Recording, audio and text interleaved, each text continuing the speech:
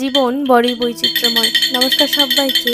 এই ভোর আর সকালের সন্ধিক্ষণটা আমার কাছে ভীষণ মূল্যবান। এই ক্ষণে মনে হয় জাগতিক সবকিছু একত্রিত হয়ে সৃষ্টিকর্তার আরাধনায় মগ্ন। ধরিত্রী মাতার নিয়ম অনুসারে সূর্যদেব ঠিক নিজের সময় মতো উদিত হয়, আবার অস্তও যায়। পরিবর্তন তো শুধু হয় মানব সংসারে। 84 লক্ষ জনই করিয়া ভ্রমণ, তবে গিয়ে মেলে মানব জনম।